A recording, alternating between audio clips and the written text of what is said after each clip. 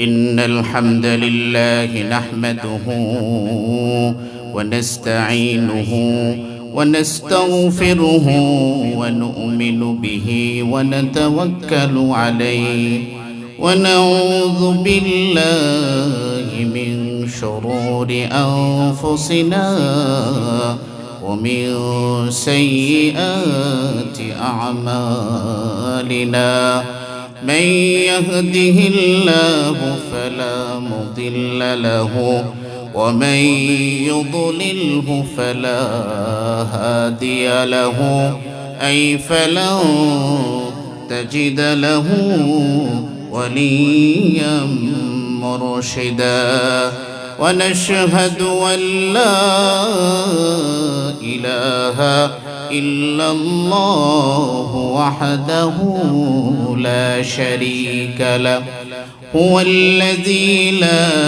ضد له ولا ند له ولا مثل له ونشهد أن سيدنا ونبينا وشفيعنا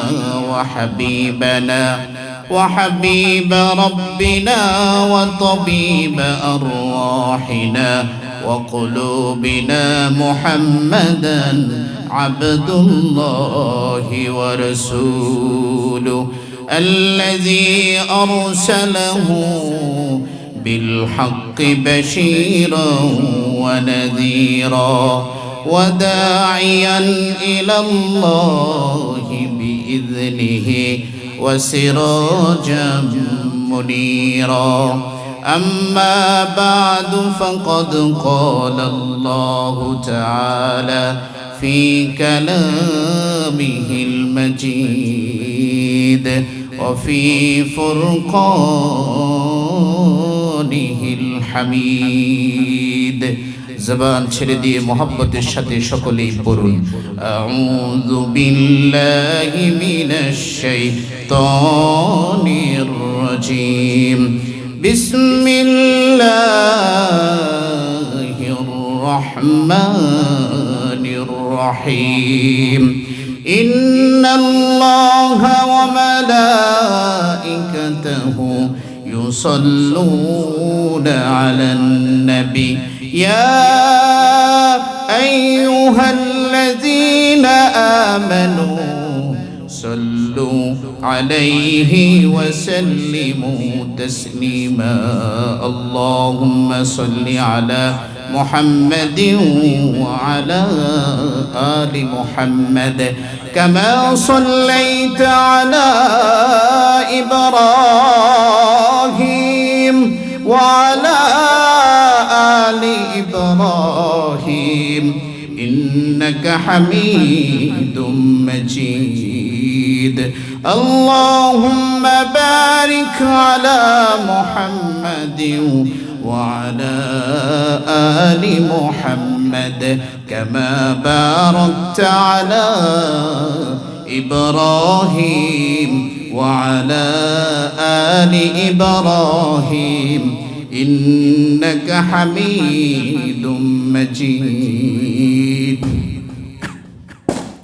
मेरा दिल तरफ रहा है मेरा जल रहा है सीना ये दवा वही मिलेगी मुझे ले चलो मदीना बलगल उला बिकमालिही كشف الدجى بجماله حسنت جميع خصاله صلوا عليه وآله মাহফিলে আসার তৌফিক দান করেছেন কে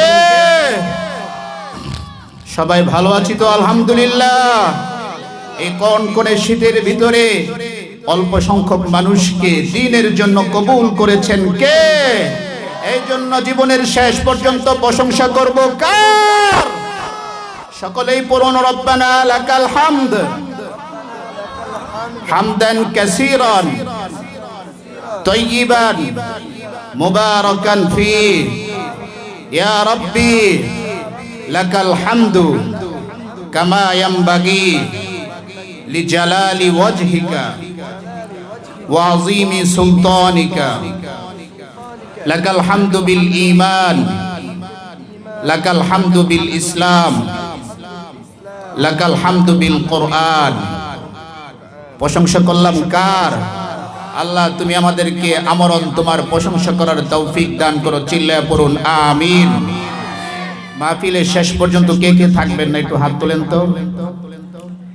কে কে থাকবেন এবার একটু হাত তুলেন।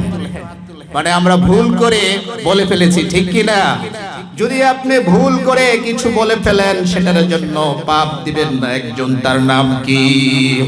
রব্বানা লা তুআখিযনা ইন নাসিনা আও আখতানা। চিল্লায় পড়ুন আল্লাহু আকবার। মাহফিলে সবাই আসতে পারে না। আসুন, আমরা অল্প সংখ্যক মানুষ এখানে বসে আছি। আপনি যেখানে বসে আছেন এটা হচ্ছে জান্নাতের বাগান। সুবহানাল্লাহ পড়ুন। জান্নাতে কি কোটি কোটি মানুষ যাবে? জান্নাতি মানুষের সংখ্যা কিন্তু কম। আপনি আপনার আকল দিয়ে, জ্ঞান দিয়ে, বিবেক দিয়ে চিন্তা করুন যে আল্লাহ আপনাকে কত ভালোবেসেছে। কত মানুষ ছিল অত্র এলাকায়, তারা মাহফিলে আসতে পারে নাই। এই যে আপনি বসে আছেন, আপনার প্রতি একজন খুশি হয়ে গেছে, তার নাম কি? রাসূল সাল্লাল্লাহু আলাইহি ওয়াসাল্লাম বলছে, ইদা মারারতুম বিরিয়াদিল জান্নাহ, পৃথিবীতে যখনই তুমি জান্নাতের বাগান দেখতে পাও, ফারতাউ, তুমি সেখান থেকে ফায়দা হাসিল করো। ক্বালু মা রিয়াদুল জান্নাহ, বিশ্বনবী মুহাম্মদুর রাসূলুল্লাহ সাল্লাল্লাহু আলাইহি ওয়াসাল্লামের সাহাবীগণ বললেন, হুজুর জান্নাতের বাগান পৃথিবীতে সেটা কোথায়? রাসূল সাল্লাল্লাহু আলাইহি ওয়াসাল্লাম বললেন, ক্বালা হিলাকুজ যিকরি। চিল্লায়ে পড়ুন আল্লাহু আকবার। রাসূল সাল্লাল্লাহু আলাইহি ওয়াসাল্লাম বললেন, পৃথিবীতে যেখানে আল্লাহর জিকির হয়, আল্লাহকে স্মরণ করা হয়, ওই জায়গাটাকে আল্লাহ জান্নাতের বাগান বানিয়ে দেয়। চিল্লায়ে পড়ুন না সুবহানাল্লাহ। এটা হচ্ছে জান্নাতের বাগান। আমরা সবাই থাকবো তো ইনশাআল্লাহ। এখানে ফেরেশতারা চারপাশটাকে বেষ্টন করে নিয়েছে, উপর থেকে শান্তি বর্ষণ করছেন কে? মাহফিল শেষে আমরা সবাই কই চলে যাব? বাসায় না? আল্লাহ যদি না চায় কেউ বাসা পর্যন্ত যেতে পারবো? মাহফিলে আমাদের মৃত্যু হয়ে যেতে পারে, এটাই নিশ্চিত, ঠিক কি না? আপনি যখন মাহফিল শেষ করে বাড়িতে চলে যাবেন, যত ফেরেশতা এই মাহফিলের ভিতরে এসেছিল তারাও কিন্তু বাড়িতে চলে যাবে, ঠিক কি না? ওয়া যাকারাহুমুল্লাহু ফী মান ইনদাহু। চিল্লায়ে পড়ুন আল্লাহু আকবার।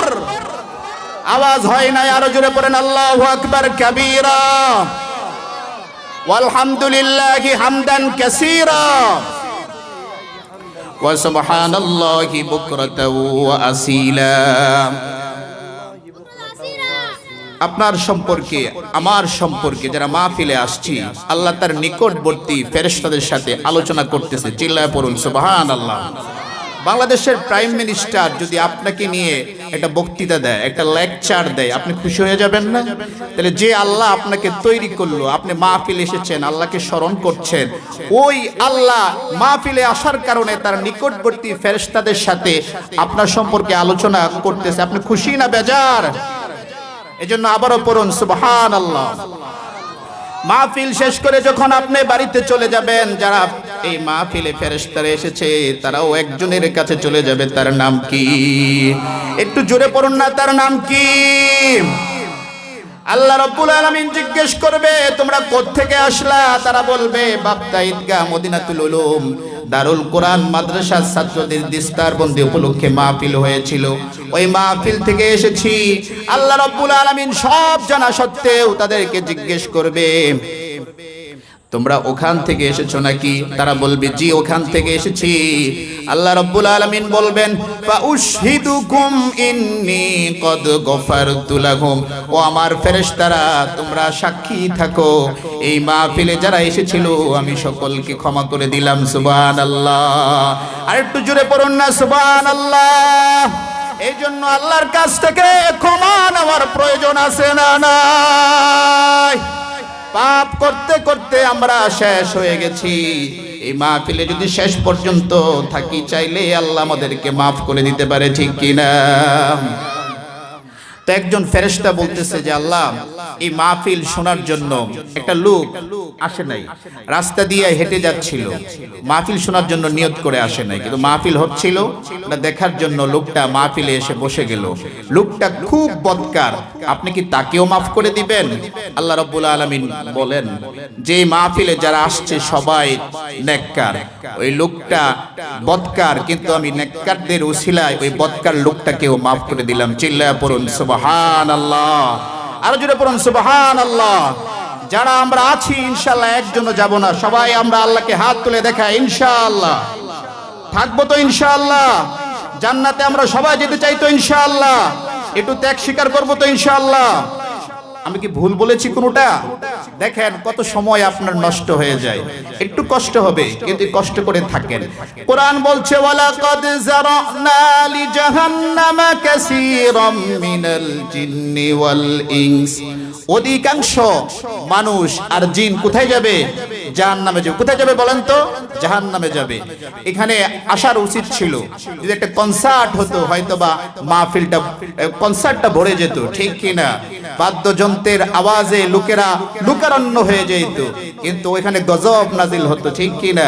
এখানে নাজিল হচ্ছে শান্তি। এখানে যাদেরকে আলেম কি সবাই হতে পারে বলেন? সবাই হতে পারে না। মাই ইউরিদিল্লাহু বিহি খায়রা ইউফাক্কিহু ফিদ্দিন, যাকে আল্লাহ স্পেশাল ভাবে নির্বাচন করেন সেই আলেম হতে পারে, ঠিক কিনা? আপনি কোটিপতি হতে পারেন, মিলিয়ন ট্রিলিয়ন বিলিয়নের মালিক হতে পারেন, চাইলেই আপনি মসজিদে গিয়ে নামাজ পড়তে পারবেন না। যাকে আল্লাহ কবুল করে সেই নামাজ পড়তে পারবে, ঠিক কিনা? তো শেষ পর্যন্ত থাকবো তো ইনশাআল্লাহ। আমরা জীবনের শেষ পর্যন্ত একজনের প্রশংসা করব, কার? চিল্লায় পড়ুন তো সবাই। করবো তো ইনশাআল্লাহ। আল্লাহর প্রশংসা করলে আল্লাহ খুশি হয়ে যায়, কিন্তু অপর দিক থেকে একজন বেজার হয়ে যায়। তার নাম আপনারা বলতে পারবেন? তার নাম হচ্ছে শয়তান। বলেন তো কি? শয়তান। শয়তান সবচেয়ে বেশি বেজার হয়েছিল বদরের প্রান্তরে। বদরের প্রান্তরে সাহাবায়ে কেরামকে হেল্প করার জন্য, সাহায্য করার জন্য আল্লাহ আকাশ থেকে ফেরেশতা পাঠিয়ে দিলেন। এটা দেখে শয়তান খুব বেজার হয়ে গেল। তারপরে খয়রু আইয়ামিল আদ, পৃথিবীর শ্রেষ্ঠ দিন হচ্ছে আরাফার দিন। কোন দিন বলেন তো? আরাফার দিন। ওই আরাফার দিনে লক্ষ লক্ষ হাদী সাহেবরা যখন কেঁদে কেঁদে আল্লাহর কাছে ক্ষমা প্রার্থনা করে, আরাফার দিনের সূর্য ডুবার আগেই আল্লাহ রাব্বুল আলামিন হাজীদেরকে মাফ করে দেয়। চিল্লায়া পড়ুন সুবহানাল্লাহ, আর জোরে পড়ুন না সুবহানাল্লাহ। মাহফিলে মহিলারা এসেছে, ঠিক কি না? ভূমিকায় গেলাম না, এভাবেই আলোচনা শুরু করে দিয়েছি। আল্লাহ আমাকে কোরআন ও সুন্নাহ থেকে কিছু সঠিক কথা বলার তৌফিক দান করুন। চিল্লায়া পড়ুন আমিন। বিমাশিয়াতিল্লাহি তাআলা, বিফাদলিল্লাহি তাআলা, বিইজনিল্লাহি তাআলা। আমার আলোচনা আপনারা সব সময় শুনেন, দোয়া করেন। আমি দোয়া চাই যেন আল্লাহ তাআলা আমার জবান থেকে আমরণ কোরআনের সঠিক কথাগুলো বলার তৌফিক দান করে। আবারও পড়ুন আমিন। আসুন, আমাদের সমাজে যত নবী রাসূল পৃথিবীতে এসেছিল তারা কি আকাশ থেকে পড়েছিল? কেউ আকাশ থেকে এসেছিল? মায়ের পেট থেকে এসেছে। কোথা থেকে এসেছে বলেন তো? মায়ের পেট থেকে। মুহাম্মদ সাল্লাল্লাহু আলাইহি ওয়াসাল্লাম কি আকাশ থেকে এসেছেন না মায়ের পেট থেকে এসেছেন? বলেন সবাই। মায়ের পেট থেকে এসেছিল। তাহলে মহিলাদের পেট হচ্ছে খনি, ঠিক কি না? আমাদের দেশে যদি তেলের খনি থাকতো তাহলে আমরা পৃথিবীতে পরাশক্তি হয়ে যেতাম, ঠিক কি না? এই তেলের খনির চাইতেও আল্লাহ রাব্বুল আলামিন আমাদের মহিলাদের পেটটাকে একটা স্পেশাল খনি বানিয়ে দিয়েছে। চিল্লায়া পড়ুন সুবহানাল্লাহ। যদি মহিলারা বাচ্চা যখন পেটে থাকে তখন যদি কোরআন তেলাওয়াত করত তাহলে পৃথিবীতে আমাদের সন্তাস তৈরি হতো না, ঠিক কি না? রাজাকার তৈরি হতো না, পৃথিবীতে মদখোর তৈরি হতো না, গাঁজাখোর তৈরি হতো না, ঠিক কি না? সব আল্লাহর ওলি হয়ে যেত, ঠিক কি না? দেখেন, আপনারা ঘুমিয়ে গেছেন, আসেন একটা ঘটনা বলি, স্টোরি বলি, তাহলে হয়তো আপনাদের একটু ভালো লাগবে। পৃথিবীতে যারা মনে করেন গুনাহ করে, অপরাধ করে, তাদের কাছে মনে হয় আমরা খুব চালাক। বুঝতে পারছেন? ইউসুফ আলাইহিস সালামের ভাইরা ইউসুফ আলাইহিস সালামকে কুয়ায় ফেলে দিয়েছিল, ঠিক কি? আপনারা সবাই জানেন না? কুয়ায় ফেলে দিয়েছিল। তো এদের বুদ্ধি ছিল কিন্তু দুর্দান্ত বুদ্ধি ছিল। বুদ্ধি ছিল কেমন? ওরা 10 ভাই একদিন রাস্তা দিয়ে হাঁটতেছে। তো এক ভাই বলতেছে যে রাস্তা দিয়ে একটা গাবি চলে গেছে। কি চলে গেছে বলেন তো? গাবি চলে গেছে। তো আরেক ভাই বলছে তো গাবিটা অন্ধ ছিল। কি ছিল? অন্ধ ছিল। আবার আরেক ভাই বলছে গাবিটা কয়েক মাসের প্রেগন্যান্ট ছিল, গাবিন ছিল। বুঝতে পারছেন কথাটা? এইবার ওই এলাকার এক ভদ্রলোকের গাবি হারিয়ে গেছে। তারা যখন এটা আলোচনা করতেছে তখন বলছে আমি তো চোর পেয়ে গেলাম। এবার তাদেরকে যে ধরছে বলছে তোমরাই চোর, আমার গাবি তোমরা কি করছো? নিয়ে গেছো। বলছে আমরা পয়গাম্বরের সন্তান, আমরা চুরি করতে পারি না। বলে না, আমার গাবি হারিয়ে গেছে, তোমরা যে বর্ণনা দিছো হুবহু সব বর্ণনা মিলে গেছে। এবার বাদশার দরবারে তোমাদেরকে যেতে হবে, তোমাদেরকে বিচারের কাঠগড়ায় দাঁড়াতে হবে। বাদশার দরবারে যাওয়ার পরে বাদশা বলছে তোমরা তো চোর। বলে না বাদশা, আমরা চোর না, আমরা পয়গাম্বরের সন্তান, আমরা চুরি করতে পারি না। তো বাদশা ওদেরকে পয়গাম্বরের সন্তান বলাতে খেতে দিছে। ওরা খেতেছে।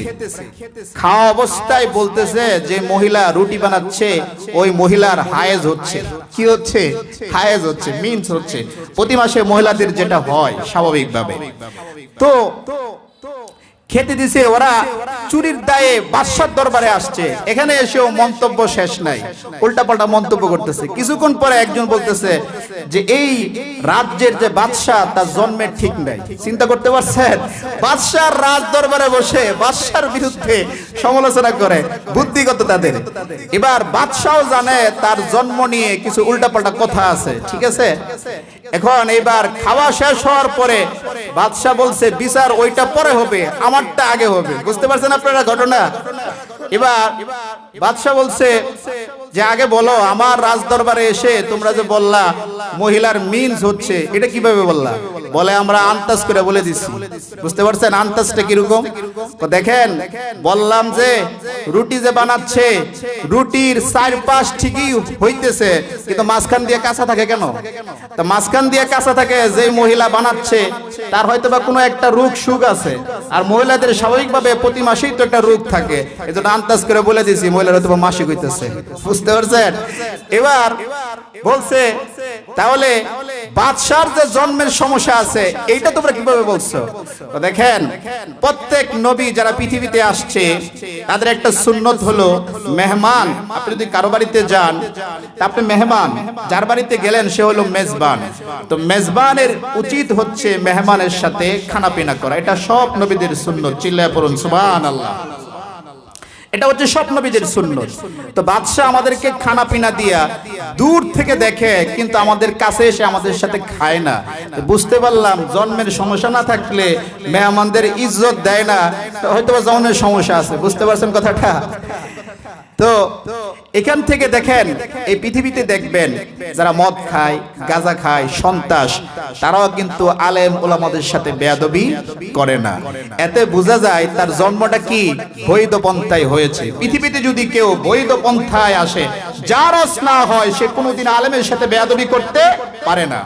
ইমাম আবু হানিফা রাহিমাহুল্লাহ উনি অনেক বড় জ্ঞানী ছিলেন, ইসলামিক স্কলার ছিলেন, ইসলামিক ল ফিকহ নিয়ে উনি অনেক কথা বলেছেন, কোরআন হাদিস স্টাডি করে, গবেষণা করে, অ্যানালাইসিস করে। তো একবার এক মাঠের কোনায় উনি ওনার শাগরেদদেরকে নিয়ে, যারা ওনার সমসাময়িক তাদেরকে নিয়ে উনি গবেষণা করছেন। তো বাচ্চারা খেলাধুলা করতেছে, খেলাধুলার ভিতরে একটা বল এসে ওই মজলিসের ভিতরে ঢুকে পড়লো। তো কেউ সাহস করে না। বাচ্চারা দেখেন না, সাধারণত মুরব্বীরা বসে থাকলে যারা আদব, তারা বলে যে দাদা বলটা চলে গেছে, দিয়ে দেন। কিন্তু একবারে মুরব্বীদের আদব কায়দা না করে মজলিসের ভিতরে ঢুকে বল কিন্তু অভদ্র ছেলে ছাড়া ভদ্র ছেলেরা নেয় না, ঠিক কি না? তো সবাই নিচ্ছে না। একটা ছেলে, ইমাম আবু হানিফা, তা কি হয়েছে? ইমাম শাফি, মালিক, কি হয়েছে? উনি ঢুকে বল নিয়ে চলে আসলো। ইমাম আবু হানিফা কমেন্ট করলেন যে ছেলেটা পৃথিবীতে বৈধভাবে আসে নাই, যদি বৈধভাবে আসতো তাহলে আলেম ওলামাদেরকে ইজ্জত করতো, ঠিক কি না? এটা আমার বানানো কোনো তথ্য নয়। আপনি সূরা কলাম মারিফুল কোরআন গবেষণা করে দেখেন, ওইখানে এই তথ্যগুলো আছে। আল্লাহ আমরা যারা সাধারণ মানুষ, আমাদেরকে আল্লাহ আলেমদের ইজ্জত দেওয়ার তৌফিক দান করুন। চিল্লায়া পড়ুন আমিন। তো ওইবার বাদশা বলছে, দেখো গরুর মামলা মনে আছে তো আপনাদের, বিচার নিয়ে গেছে রাজ দরবারে, বলছে গরুটা তো গাই না হয়ে বলদ হতে পারতো, ঠিক কিনা? যার গরু চুরি হয়েছে তার কিন্তু গাবি চুরি হয়েছে, এখন হুবহু বলে ফেলছে যে গাবিটাই চলে গেছে এখান দিয়া, তো বলদ তো বলতে পারতো। তো বলছে যে তোমরা গাবি কেন কিভাবে বললা?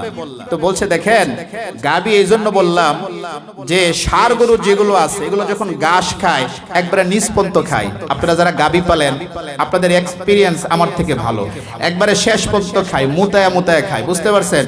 আর যেটা গাই হয় ঘাসের শুধু আগা খায়, কি খায়? আগা খায়। তো ঘাস দেখা আগের মানুষের কিন্তু অনেক বুদ্ধি ছিল, পা পদচিহ্ন দেখে বলতে পারতো এখান দিয়ে কোন লোক হাইটা গেছে, চিনতে পারছেন? আবু জাহেলের কিন্তু এরকম বুদ্ধি ছিল, কিন্তু আল্লাহরে চিনতে পারে নাই। ওই বুদ্ধি থেকে কোনো লাভ নাই। এই পৃথিবীতে সায়েন্স ল্যাবরেটরিতে গবেষণা করার পরে যদি তুমি স্রষ্টার পরিচয় না পাও, তোমার ওই গবেষণা পুরোটাই বৃথা, ঠিক কিনা? একজন গ্রাম্য কৃষক পদবী লোক, মূর্খ লোক, কোনদিন স্কুল কলেজ ইউনিভার্সিটির বারিন্দাতেও যায় নাই, তাকে জিজ্ঞেস করা হলো তুমি কি স্রষ্টার পরিচয় দিতে পারবা? ওই ভদ্রলোক বলল স্রষ্টার পরিচয় দেওয়ার জন্য honours masters degree doctorate PhD করতে হয় না, যার কমন সেন্স আছে তার আশেপাশে তাকালেই, হিউম্যান বডিতে তাকালেই সে স্রষ্টার পরিচয় খুঁজে পাবে। সুবহানাল্লাহ, আর একটু চিল্লায় পড়ুন সুবহানাল্লাহ। সে বলছে দেখো আপনারা যারা গরু পালেন, গরু নাই, গরুর অনুপস্থিতিতে গরুর পায়খানা দেখে বলতে পারবেন না এখানে গরু আছে, বলতে পারবেন না। যারা ছাগল লালন পালন করেন তারা কি ছাগল না থাকলেও ছাগলের বিষটা দেখে বলতে পারবেন না ছাগল এখানে আছে? তাহলে এই যে আল্লাহ আপনাকে আমাকে বানালো, রোদ হয়, ঝড় হয়, বৃষ্টি হয়, বিশাল যে আকাশ আপনার মাথার উপরে, এত কিছু নিদর্শন থাকার পরেও আপনি কেমন করে আল্লাহকে চিনতে পারেন না? সুবহানাল্লাহ, আরো জোরে বলেন সুবহানাল্লাহ। There is no God। যাদের মাথা খুব বেশি মোটা, বুদ্ধি গিজ গিজ করে, তারাই কেবল স্রষ্টার পরিচয় পায় না। তো আপনার মতো আমার মতো সাধারণ লোক আমরা শুকরিয়া আদায় করি, আমি বলতে পারি গর্বের সাথে আই এম এ মুসলিম, ঠিক কিনা? এটাই আমার গর্ব, ঠিক কিনা? তারপরে দেখেন তো ঘাস খাইছে, আগা খাইছে, এজন্য বলছি কি এটা গাবি, এটা ষাঁড় নয়। তো বলছে যে বললা যে অন্ধ, এটা কিভাবে বললা? দেখেন আইল আছে না, আপনারা চিনেন না আইল? আইলের দুই পাশে ঘাস আছে, যদি সে অন্ধ না হইতো আইলের এক পাশের ঘাস সে খাইছে, আরেক পাশের ঘাস তো খায় নাই, তাহলে বোঝা যায় গাবিটা কি ছিল? অন্ধ ছিল। এবার বলছে যে 7-8 মাসের যে প্রেগন্যান্ট, ওইটা কিভাবে বুঝলা তোমরা? বলছে দেখেন গায়ের তো পা কয়টা বলেন তো সবাই, গায়ের পা কয়টা? 4 পা। কয় পা? সবাই একটু কথা বলেন, খুশি হয়ে যাবেন। কে? অন্ধের মতো ওয়াজ করে তো লাভ নাই। এই তাফসীরুল কোরআন মাহফিলটা হচ্ছে ক্লাসের মতো, একজন স্কলার সে বলবে, আপনি উত্তর করবেন, তাহলে এটা ক্লাস হয়ে যাবে, ঠিক কি না? আমি অন্ধের মতো বলে গেলাম, কিন্তু সকালবেলা আপনি কোশ্চেন করলেন যে ইউসুফ কি মহিলা না পুরুষ, তাহলে কি হইলো? হলো না। ওয়াজ শিখে যেতে হবে, ঠিক কি না? তো বলছে দেখেন 4 পায়ের মধ্যে সামনের 2 পায়ের গর্ত খুব কম, পিছনের 2 পায়ের গর্ত একটু বেশি, পাড়া যে দিছে গর্ত একটু বেশি, তাতে বুঝলাম পেটের ভিতরে কি আছে? বাচ্চা আছে। দেখেন এবার তাদের কত বুদ্ধি, কিন্তু কাজটা করছে কি? ইউসুফ আলাইহিস সালাম রে কুয়ায় ফেলে দিছে। কুয়ায় ফেলে দেওয়ার পরে বিদামিন কাযিব, এটা ছাগল জবাই দিছে, বুঝছেন? ছাগলের রক্ত জামার মধ্যে মেখে ইয়াকুব আলাইহিস সালামের কাছে নিয়ে গেছে, বুঝতে পারছেন? ওয়াজাহুম আইশা আইয়াবকুন, চিল্লা বলেন আল্লাহু আকবার। কেঁদে কেঁদে এবার যে বলছে দেখেন আব্বা ইউসুফ রে তো বাঘে খেয়ে ফেলছে, বুঝতে পারছেন কি বুদ্ধি? ছাগল একটা জবাই কইরা রক্ত লাগায়া বাপের কাছে নিয়ে গেছে। ইয়াকুব আলাইহিস সালাম জামাটা দেখে বলছে আরে কি সুন্দর বাঘে, জামা কি সুন্দর বাঘে আমার ছেলেকে খেয়ে ফেলছে। জামার ভিতর থেকে খাইলো, কিন্তু জামাটা তো ছিড়লো না, বুঝতে পারছেন? এদের এত বুদ্ধি, আন্তাজ করে এত বিশাল কিছু বলে দিতে পারে, কিন্তু একটা চাকু দিয়া জামাটা তো কি করতে পারতো, সিরাও নিয়ে যেতে পারতো, ঠিক কিনা? এই জন্য মনে রাখবেন, পৃথিবীতে যত অপরাধ হয়, অপরাধ হওয়ার পরে যদি সঠিক তদন্ত হতো তাহলে সব আসামি কিন্তু কাঠগড়ায় দাঁড়াতে হতো, ঠিক কিনা? এই দেশের প্রশাসন যদি সঠিকভাবে তারা তদন্ত করে তাহলে কোনো মামলা আর আটকা থাকবে না, ঠিক কিনা? দর্শন হয়েছে 2000 সালে, 24 সালেও মামলা ঝুলতেই আছে, বুঝেন নাই? সঠিকভাবে তদন্ত করলে সব কি হয়ে যাবে, উদ্ঘাটন হয়ে যাবে। কারণ আপনি যখনই কোনো পাপ করবেন, কোনো ক্লো আল্লাহ রেখেই দিবে যাতে করে আপনি কি পড়েন, ধরা পড়ে যান। তো আলোচনা ভালো লাগতেছে তো? ইনশাআল্লাহ সামনে বাড়বো, ইনশাআল্লাহ বাড়বো, ইনশাআল্লাহ। এবার আসেন মহিলাদেরকে নিয়ে কিছু কথা বলি। মহিলাদেরকে ভালোবাসেন আপনারা? বলতেছিলাম মহিলাদের পেটটা হচ্ছে খনি, দামি খনি। তাদেরকে যদি মূল্যায়ন করি, ভালোবাসা দেই, বিয়ের আগেই আপনি যাকে বিয়ে করবেন সে নেককার কিনা ঠিক করে নেবেন, তাহলে আপনার সন্তানটা কি হবে, ভালো হবে। কোটি টাকার মালিক হইলেন, সন্তান মদ খায়, গাঁজা খায়, ওই সন্তান দিয়ে আপনার কি হবে? এই যে মাহফিলে আসছেন, যদি শেষ পর্যন্ত থাকেন, ছাত্রদেরকে পাগড়ি দেন। 9 নাম্বার, কয় নাম্বার? যে ছেলেটা হাফেজ হয়ে গেল, সেই ছেলেটা কোরআনের হালালকে যদি হালাল জানে, হারামকে যদি হারাম জানে, জানার পরে সে যদি আমল করে তাহলে সে জান্নাতি হয়ে যাবে। চিল্লায় পড়েন সুবহানাল্লাহ। 10 জন মানুষের জন্য সুপারিশ করবে, যে 10 জন মানুষের জন্য জাহান্নাম কি হয়ে গেছে গা, ওয়াজিব হয়ে গেছে। নাম্বার 1 হচ্ছে তার পিতামাতার জন্য, 2 জন চলে গেল, দাদা দাদির জন্য, নানা নানির জন্য, শ্বশুর শাশুড়ির জন্য। 9 নম্বরে হচ্ছে এ যারা মাহফিলে আসছেন, প্যান্ডেল বসে আছেন, ছাত্রদেরকে পাগড়ি প্রদান করা হবে, সার্বিক সহযোগিতায় যারা মাদ্রাসাকে এগিয়ে নিয়ে যাচ্ছেন। কত পাপ করেছি, ঠিক কিনা? যদি এদের উসিলায় আল্লাহ মাফ করে তো করতে পারে, ঠিক কিনা? এজন্য কেউ উঠবো না, শেষ পর্যন্ত থাকবো ইনশাআল্লাহ। ছাত্রদের পাগড়ি দিয়ে মোনাজাত করে বাড়ি ফিরে যাব, ঠিক কিনা? আপনি যদি এখন চলে যান, আপনার ছেলেও মাহফিলে আসবে, গল্প করবে, চলে যাবে, আপনার জন্য দোয়া করবে না। আল্লাহ আমাদের সবাইকে যারা বসে আছি শেষ পর্যন্ত থাকার তৌফিক দান করুন। চিল্লায় পড়ুন আমিন। বিয়ে করেছি আমরা অনেকের, অনেক বছর হয়ে গেছে, কিন্তু বউকে ভালোবাসি না। বউকে বলতে পারি না আমি তোমাকে ভালোবাসি। বউকে ভালোবাসেন। রাসূল সাল্লাল্লাহু আলাইহি সাল্লাম বলছেন, খায়রুকুম খায়রুকুম লিআহলি ওয়া আনা খায়রুকুম লিআহলি। আমি আমার স্ত্রীর কাছে কি উত্তম, ভালো। তোমরাও তোমাদের স্ত্রীর সাথে ভালো ব্যবহার করে কি হয়ে যাও, ভালো হয়ে যাও। ওয়াশিরুহুন্না বিল মা'রুফ। কোরআন কারীমের মধ্যে আসছে, এই পৃথিবীর মানুষ তোমরা তোমাদের স্ত্রীর সাথে ভালো ব্যবহার করো। নির্দেশটা কার? চিল্লা পড়ুন, নির্দেশটা কার? আদো আদো জোছনা প্লাবিত রাতে মুহাম্মাদুর রাসূলুল্লাহ সাল্লাল্লাহু আলাইহি সাল্লাম আয়েশা রাদিয়াল্লাহু তাআলা আনহাকে নিয়ে দৌড় প্রতিযোগিতা করেছেন। চিল্লা পড়ুন সুবহানাল্লাহ। বিশ্বনবী তার বিবিকে নিয়ে কি করেছেন? জোছনা রাতে দৌড় প্রতিযোগিতা করেছেন। প্রথমবার যখন উনি দৌড় প্রতিযোগিতা করলেন, তখন রাসূল সাল্লাল্লাহু আলাইহি ওয়াসাল্লাম হেরে গেলেন। অপর দিক থেকে দৌড় প্রতিযোগিতায় আয়েশা রাদিয়াল্লাহু তাআলা আনহা জিতে গেলেন। সুবহানাল্লাহ। আরো জোরে পড়ুন না সুবহানাল্লাহ। আওয়াজ হয় না, আরো জোরে পড়ুন সুবহানাল্লাহ। পৃথিবীর কোন মানুষের পক্ষে রাসূল সাল্লাল্লাহু আলাইহি সাল্লামের সাথে দৌড় প্রতিযোগিতায় জিতা কি সম্ভব? সম্ভব না। কিন্তু জিতিয়ে দিয়েছেন একজন, তার নাম কি? আল্লাহ। 40 জন জান্নাতি যুবকের শক্তি দিয়েছিল মুহাম্মাদুর রাসূলুল্লাহ সাল্লাল্লাহু আলাইহি সাল্লামের শরীরে কে দিয়েছিলেন? জীবনের শেষ প্রান্তে এসে একবার মুহাম্মদ সাল্লাল্লাহু আরেকবার মুহাম্মদ সাল্লাল্লাহু আলাইহি সাল্লাম আয়েশা রাদিয়াল্লাহু তাআলা আনহার সাথে দৌড় প্রতিযোগিতা করলেন। ওই প্রতিযোগিতায় রাসূল সাল্লাল্লাহু আলাইহি ওয়াসাল্লাম জিতে গেলেন। আয়েশা রাদিয়াল্লাহু তাআলা আনহা খানিকটা মোটা হওয়ার কারণে হেরে গেলেন। সুবহানাল্লাহ। কি সুন্দর ভালোবাসা, ঠিক কিনা? রুজিকতু হুব্বাহা। রাসূল সাল্লাল্লাহু আলাইহি সাল্লাম বলেছেন, খাদিজার ভালোবাসা আল্লাহ আমার ভিতরে রিজিক স্বরূপ দান করে দিয়েছিল। সুবহানাল্লাহ। ঘরটা কত সুন্দর। আজকে আমাদের ঘরে ঘরে ঝগড়ার শেষ আছে না নাই? জামাই বউকে ভালোবাসে না, পরকীয়ায় লিপ্ত। আবার বউ জামাইরে ভালোবাসে না, এই বেজাল আছে না নাই? এই জন্য বউকে ভালোবাসতে হবে, পরিবার ঠিক হবে, সুন্দর হবে, ঠিক কিনা?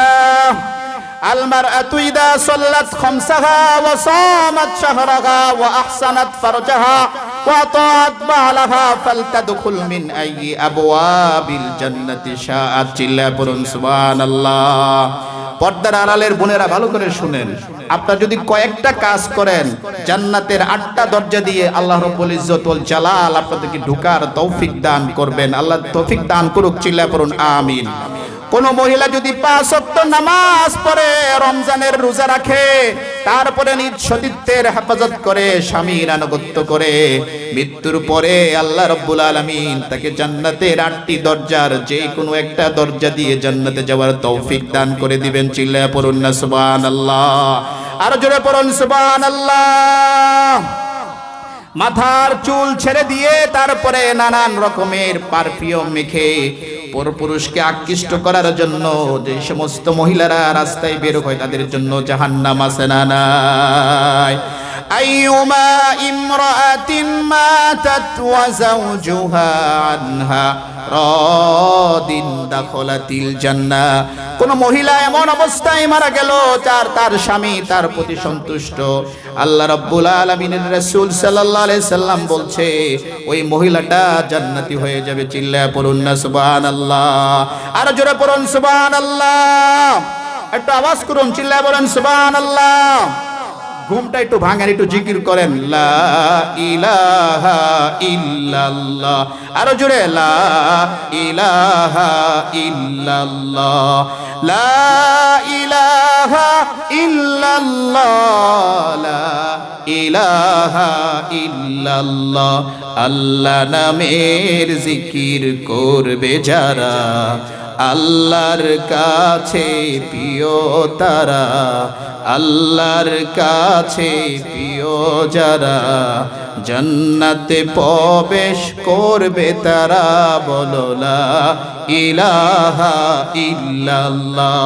আর জোরে লা ইলাহা ইল্লাল্লাহ, লা ইলাহা ইল্লাল্লাহ, লা ইলাহা ইল্লাল্লাহু মুহাম্মাদুর রাসূলুল্লাহ। আল্লাহ আমাদের সব সময় জিকিরের সাথে থাকার তৌফিক দান করুন। চিল্লায়া বলুন আমিন। 2টা আমল বলবো, আপনারা মানবেন তো ইনশাআল্লাহ? আজকের মাহফিল থেকে সারা জীবন এই 2টা আমল করবেন। আমাদের বাড়িটা যদি অনেক সুন্দর হয়, চারপাশে যদি গাছপালা বৃক্ষ দিয়ে ভরপুর থাকে, কার ভাল লাগবে না? এমন একজন আছেন, একটা সুন্দর বাড়ি চাইলেই অনেকের পক্ষে পৃথিবীতে বানানো সম্ভব নয়, কিন্তু এই যে জান্নাতে আপনি যাবেন, এই গোটা পৃথিবীটাকে কয়েকশো কোটি বার, মিলিয়ন ট্রিলিয়ন বার যদি বিক্রি করে দেওয়া হয়, জান্নাতের একটা ইটের দাম হবে না। সুবহানাল্লাহ পড়েন, আর জোরে বলেন সুবহানাল্লাহ। তো এমন একটা জান্নাতে যাওয়ার প্রয়োজন আছে না নাই? আপনি যদি একবার শুধু পড়েন সুবহানাল্লাহ, সাথে সাথে আল্লাহ রাব্বুল আলামিন আপনার জন্য জান্নাতে একটা গাছ বরাদ্দ করে দিবে। চিল্লায়া পড়ুন না সকলেই সমস্বরে সুবহানাল্লাহ। ওই গাছের ছায়া এত দীর্ঘ হবে, একটি দ্রুতগামী ঘোড়া ওই গাছের ছায়া অতিক্রম করতে তার সময় লাগবে 500 বছর। চিল্লায়া পড়ুন সুবহানাল্লাহ, আর জোরে বলুন সুবহানাল্লাহ। মাল্লাযিমাল ইস্তিগফার জাআলাল্লাহু লাহু মিন কুল্লি দিকিন মাখরাজা। আবার আল্লাহ রাব্বুল আলামিন বলছে ওয়া মান ইয়াত্তাকিল্লাহা ইয়াজআল লাহু মাখরাজা। চিল্লায়া পড়ুন আল্লাহু আকবার। আল্লাহ যদি চাই কাউকে, আল্লাহর বিধান হচ্ছে পৃথিবীতে আপনাকে কোনো মাধ্যমে যেতে হবে, রিক্সা চালাতে হবে, হয়তোবা লেখাপড়া করতে হবে, চাকরি করতে হবে, ব্যবসা করতে হবে, এর মাধ্যমে রিজিক আসবে। কিন্তু আল্লাহ যদি চায় ব্যবসা ছাড়া, চাকরি ছাড়া রিজিক দিতে পারে কি পারে না? রিজিকের মালিক কে? আরো জোরে বলেন রিজিকের মালিক কে? আওয়াজ হয় না, ঘুম ভাঙতে হবে। রিজিকের মালিক কে? ব্যবসা ছাড়া আল্লাহ রিজিক দিতে পারে? ব্যবসা আপনাকে রিজিক দেয়? দেয় না। রিজিক দেয় কে? আল্লাহ। ওয়ামা মিন দাব্বাতিন ফিল আরদি ইল্লা আলাল্লাহি রিজকুহা। রিজিকের মালিক কে? আল্লাহ। তো দেখেন হযরত মূসা আলাইহিস সালামের নাম শুনেন নাই কে? এমন কেউ আছে? সবাই শুনেছেন, ঠিক কি না? রিজিকের মালিক যে আল্লাহ তাআলা, তার একটি ঘটনা আপনাদেরকে শোনাই, স্টোরি শোনাই। ইমাম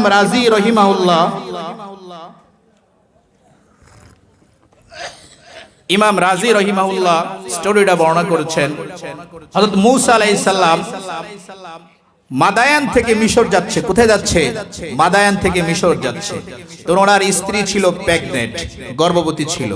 তো উনি আগুন আনার জন্য বের হয়ে আল্লাহ তাকে নবী হিসাবে ঘোষণা করে দিলেন। চিল্লায়ে পড়ুন সুবহানাল্লাহ, একটা আওয়াজ করে পড়ুন সুবহানাল্লাহ। নবী হিসাবে ঘোষণা করে দিলেন। কিন্তু এই মানবহীন অঞ্চলে ওনার স্ত্রী প্রেগনেন্ট, ওনার দুশ্চিন্তা এখনো দূর হয় না, টেনশন এখনো দূর হচ্ছে না। স্ত্রী প্রেগনেন্ট, কোথায় পাবে পানি, কোথায় পাবে আগুন? এই কঠিন মুহূর্তে, কঠিন অবস্থায় উনি যখন টেনশনে কাতর হয়ে যাচ্ছেন, তো মূসা আলাইহিস সালামের সাথে আপনারা জানেন কি থাকতো? একটা লাঠি থাকতো। কি থাকতো বলেন তো? লাঠি থাকতো। আল্লাহ রাব্বুল ইজ্জত ওয়াল জালাল মূসা আলাইহিস সালামকে বললেন, মূসা তোমার হাতে কি? মূসা আলাইহিস সালাম বলেন যে লাঠি। ও লাঠি দিয়ে পাথরে আঘাত করো। কোথায় আঘাত করো? পাথরে আঘাত করো। তো মূসা আলাইহিস সালাম লাঠি দিয়ে পাথরে আঘাত করলেন। পাথরে আঘাত করার সাথে সাথে পাথরটা ভেঙে টুকরো টুকরো হয়ে গেল। ওই পাথর থেকে ছোট্ট আরেকটা পাথর বের হয়ে আসলো। সুবহানাল্লাহ পড়তে পারেন নাই? তো মূসা আলাইহিস সালামকে নির্দেশ দেওয়া হলো, ওই দ্বিতীয় পাথরটিতে আবার আঘাত করো। মূসা আলাইহিস সালাম দ্বিতীয় পাথরটিতে আবার আঘাত করলেন। আল্লাহর হুকুমে ওই দ্বিতীয় পাথরের ভিতর থেকে তৃতীয় আরেকটা পাথর বের হয়ে আসলো। সুবহানাল্লাহ, একটু আওয়াজ করে পড়ুন সুবহানাল্লাহ। তো তৃতীয় পাথর বের হয়ে আসলো। এবার আল্লাহ রাব্বুল ইজ্জত ওয়াল জালাল বলছে, মূসা তুমি তৃতীয় পাথরটিতে আবার আঘাত করো। তৃতীয় পাথরটিতে যখন তিনি আবার আঘাত করলেন, দেখতে পেলেন ওই তৃতীয় পাথর থেকে বের হয়ে আসলো আল্লাহর সৃষ্টি ক্ষুদ্র একখানা কীট। সুবহানাল্লাহ পড়েন, চিল্লায় বলেন আল্লাহু আকবার, আরো জোরে আল্লাহু আকবার। ওই ক্ষুদ্র কীট দেখতে পেলেন এবং ওই কীটের মুখে উনি দেখতে পেলেন বালু কোনা, যা ওই কীটের খাবার। সুবহানাল্লাহ, ওই কত পাথরের ভিতরে ওই ছোট্ট কীটটাকে দিনের পর দিন, মাসের পরে মাস রিজিক দিয়ে যাচ্ছেন কে? সে আল্লাহ আছে না নাই? সে আল্লাহর জন্য মাহফিলের শেষ পর্যন্ত থাকার প্রয়োজন আছে না নাই?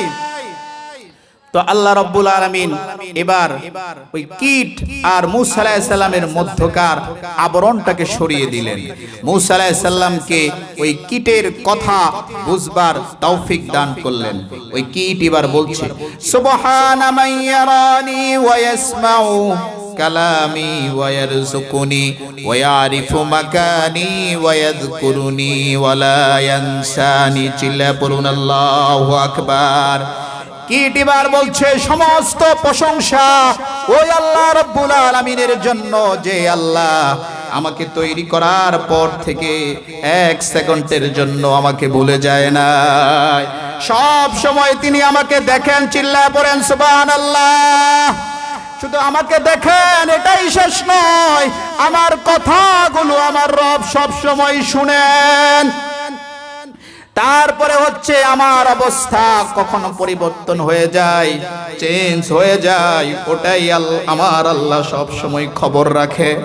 তারপরে আমার আল্লাহ রাব্বুল আলামিন আমাকে সব সময় স্মরণ করে, যে ক্ষুদ্র কীটের চাইতে মানুষের দাম বেশি না কম?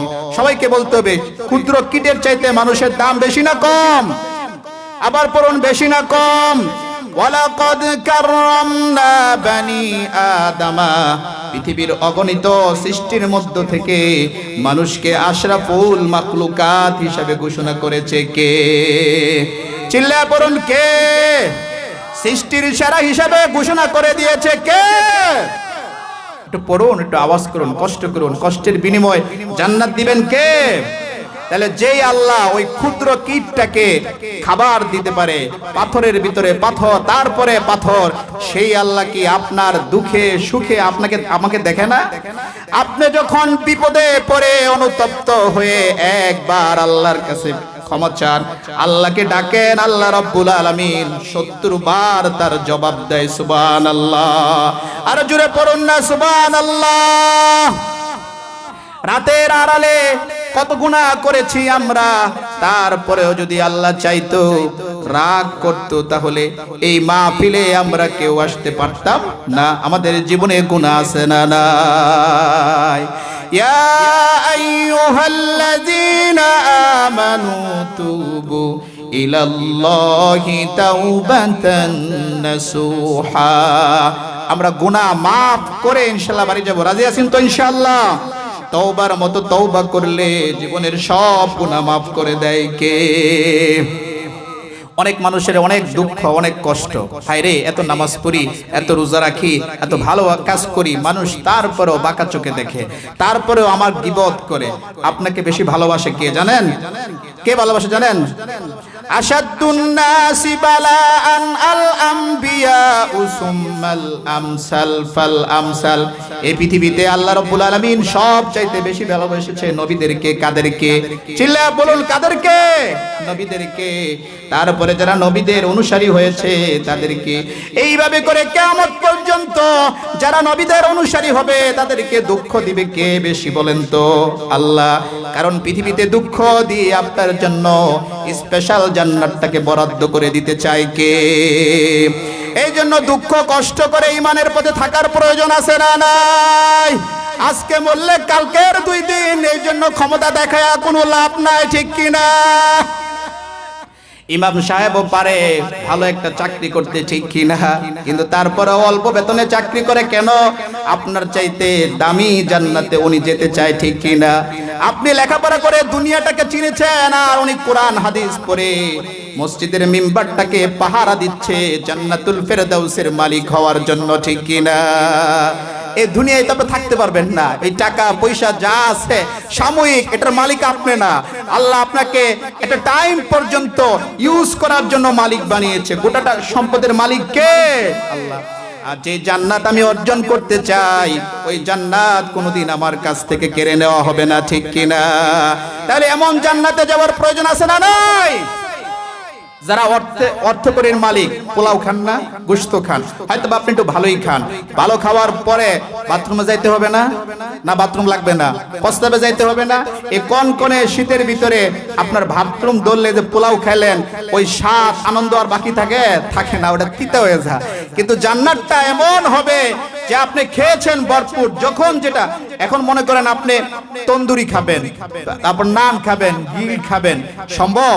হোটেলে যেতে হবে, বানাতে হবে, আনতে হবে, তারপরে খেতে হবে। কিন্তু জান্নাতটা এমন, আপনি শুধু কল্পনা করেছেন আমি একটু গ্রিল খেতে চাই, বিশ্বাস করুন গ্রিল এসে উপস্থিত হয়ে যাবে। সুবহানাল্লাহ পড়ুন, আরো জোরে বলুন সুবহানাল্লাহ।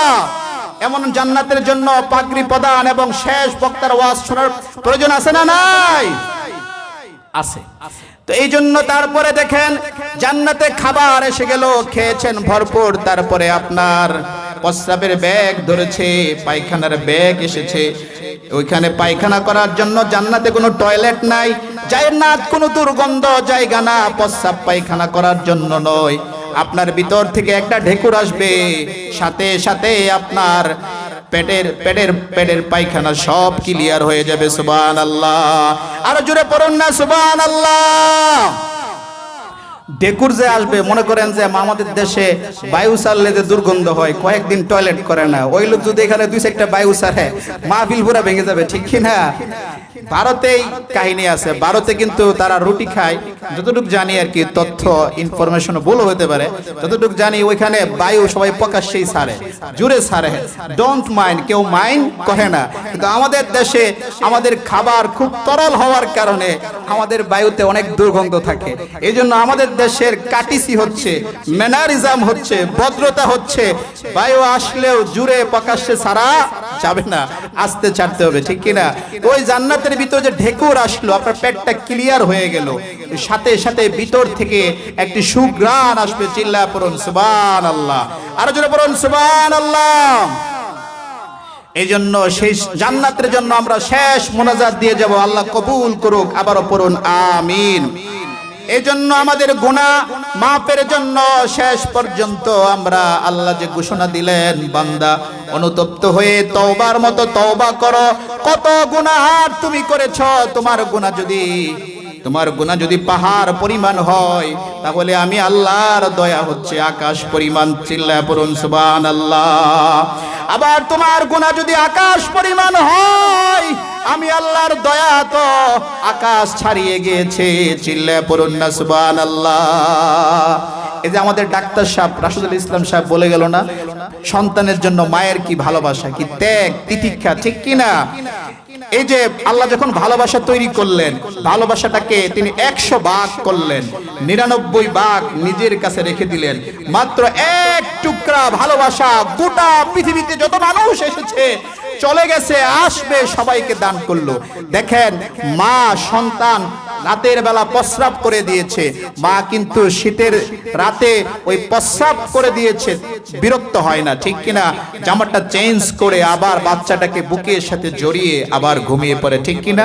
বন্যার পানিতে অনেক সময় দেখা গেছে শিশুরা মা দেখা গেছে একটা পাতিলের ভিতরে ভরে এখান এই পার থেকে ওপারে যাচ্ছে, যাওয়ার পথে মা হয়তোবা নিশ্চিত মারা যাবে, এটা জেনে বুঝেও সন্তানকে আগলে রাখে, ঠিক কিনা?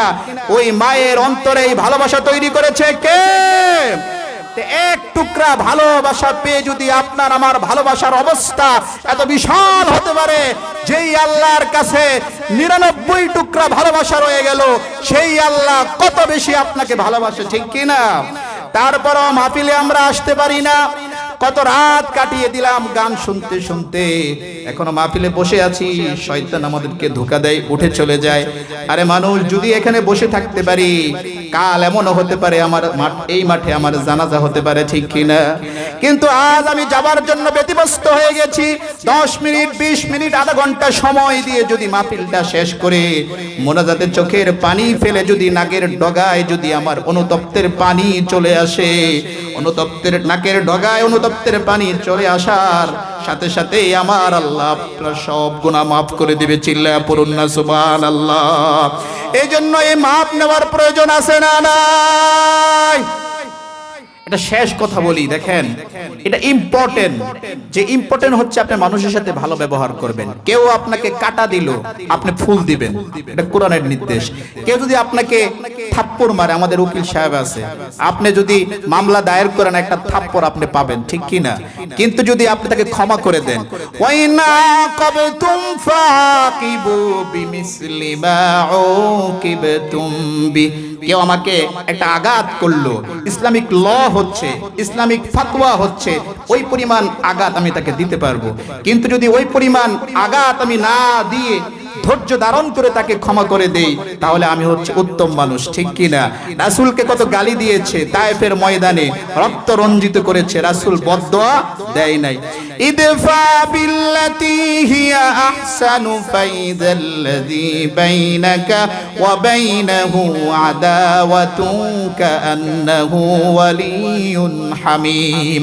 এই পৃথিবীতে যদি আপনার শত্রুকে আপনি বন্ধু বানাতে চান, এই পৃথিবীতে যদি আপনি যারা আপনাকে দেখতে পারে না তাদেরকে যদি আপনি বন্ধু বানাতে চান, তারা যখন আপনাকে কটু কথা বলবে, তার বিনিময়ে আপনি ভালো কথা বলে দিবেন, ঠিক কিনা?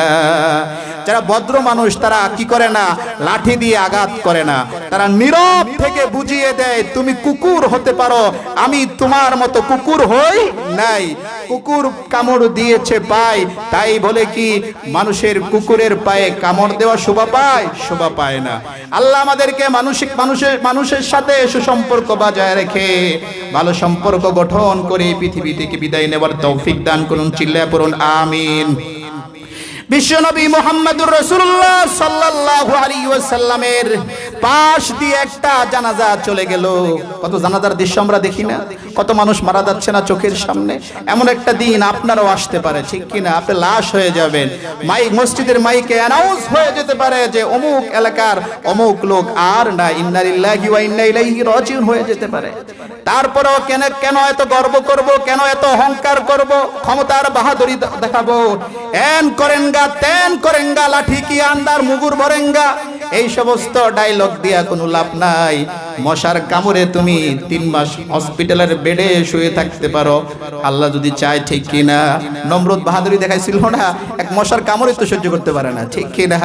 একটা জ্বর, খুব নেতা, দাপটি নেতা, হ্যাঁ সব শেষ করে ফেললো, কিন্তু সামান্য জ্বর নেতা সাহেবকে ফোন দিলে কি কয়, আমি মনে হয় আর বাঁচব না, ঠিক কিনা?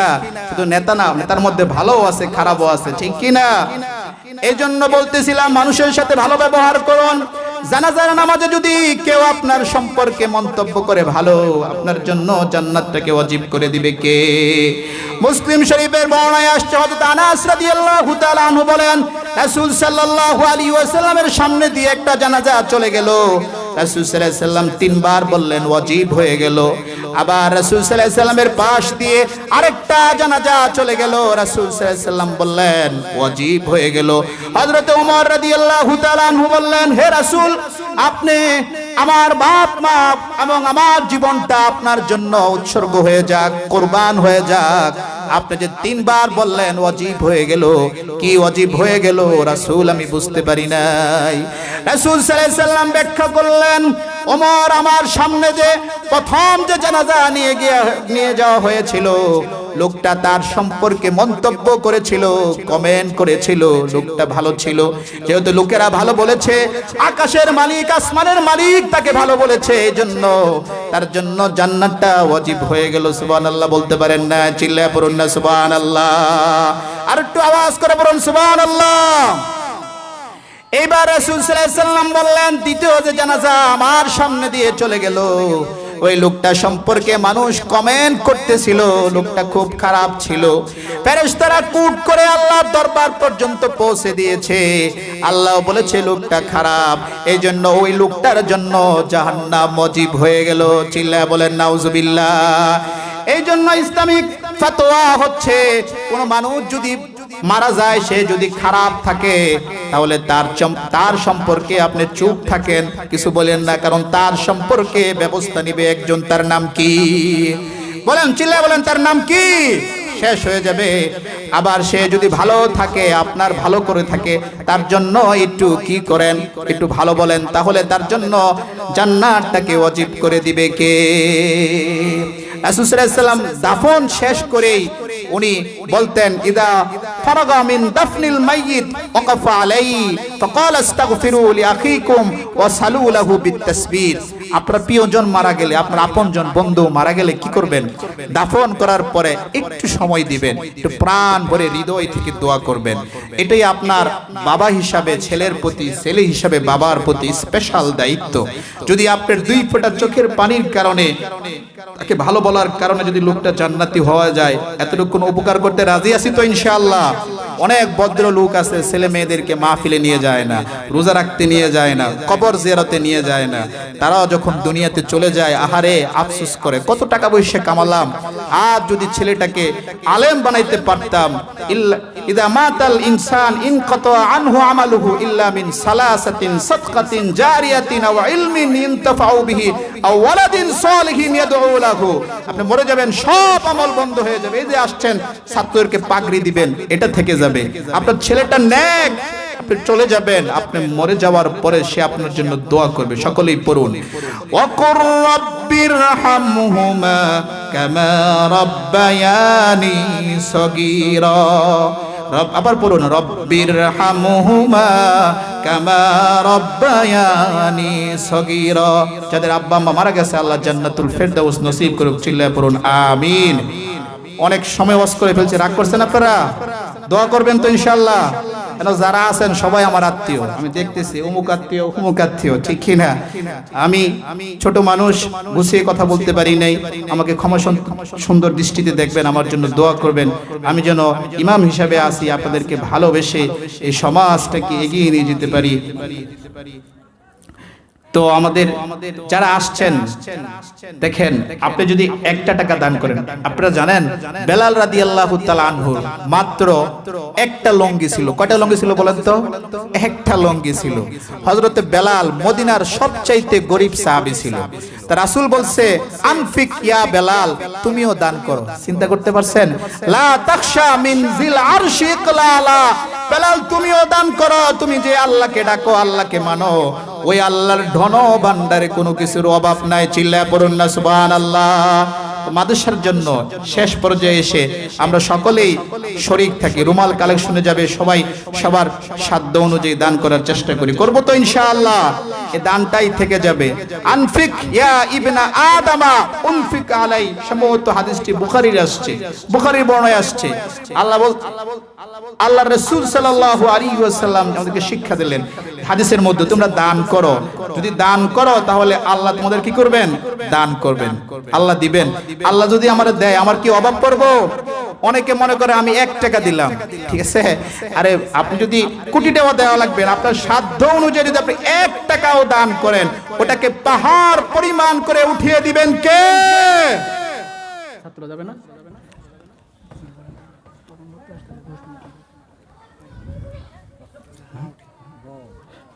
আমাদের প্রধান বক্তা একটু লেট করে ফেলছে না, উনি আসতেছে। আপনারা অল্প সময় কথা বলবে, আপনারা একটু অপেক্ষা করেন। যেহেতু দূর থেকে আসছে, আমরা ইনশাআল্লাহ ওনার জবান থেকে অল্প সময় ইনশাআল্লাহ একটু তাফসীর শুনে যাই। আসুন রুমাল কালেকশনে যাবে, আপনারা একটু দান করেন। দেখেন কোরআনুল কারীম সূরা আলে ইমরানের ভিতরে আল্লাহ রাব্বুল আলামিন বলছে, ওয়াইদাত লিল মুত্তাকিন, জান্নাতি যে কেউ হতে পারবে না, ঠিক কিনা? জান্নাতটাকে বানিয়েছেন আল্লাহ মুত্তাকিদের জন্য। কাদের জন্য বলেন তো? সবাই বলেন, একটু শিক্ষা নেন। কাদের জন্য? একটু পড়েন, ওয়াজটা শিখে যান। কাদের জন্য জান্নাত বানাইছে আল্লাহ? মুত্তাকিদের জন্য। আবার কোরআনের শুরু থেকে পড়েন, আলিফ লাম মিম যালিকাল কিতাবু লা রাইবা ফি হুদাল লিল মুত্তাকিন, উইদাউট এনি ডাউট, এই কিতাবের ভিতরে কোনো সন্দেহ নাই, ঠিক কিনা? ওইখানেও হুদাল লিল মুত্তাকিন বলে দিয়েছেন কে? এই কোরআন দিয়ে, কোরআন অনেকেই পড়েছে, অনেক হিন্দু কোরআনের অনুবাদ করেছে, কিন্তু মুসলমান হতে পারে নাই। ওই কোরআন থেকে হেদায়াত পেতে গেলে, কোরআন থেকে জ্ঞান নিতে গেলে মুত্তাকি হতে হবে, ঠিক কিনা? সকলে পড়ুন, কি হতে হবে? মুত্তাকি হতে হবে। এই জান্নাত আল্লাহ কাকে দান করবেন? মুত্তাকিদেরকে দান করবেন। সূরা আলে ইমরানের ভিতরে আল্লাহ রাব্বুল আলামিন মুত্তাকিদের বৈশিষ্ট্য দান করেছেন। বৈশিষ্ট্য হচ্ছে আল্লাযীনা ইউনফিকুনা ফিস সাররাই ওয়াদ দাররাই ওয়াল কাযিমিনাল গায়য ওয়াল আফিনা আনিন নাস। মুত্তাকিরা সুখে আর দুঃখে সব সময় দান করে, ঠিক কিনা? চিল্লায় বলেন, মুত্তাকিরা কি করে? মহিলাদের প্যান্ডেলে আমরা চলে যাই, মা বোনেরা সবচাইতে বেশি দান করে। তাদের ইসলামের অনেক ত্যাগ রয়েছে জিহাদের জন্য, যুদ্ধের জন্য। এই মা বোনেরা অনেক সময় তাদের গলার চেইন পর্যন্ত দিয়ে দিয়েছে। মা বোনদের দান আল্লাহ তুমি কবুল আর মঞ্জুর করে নাও। এই আমার বক্তব্য এখানেই শেষ করলাম। ওয়া আখিরু দাওয়ানা আলহামদুলিল্লাহি রাব্বিল আলামিন।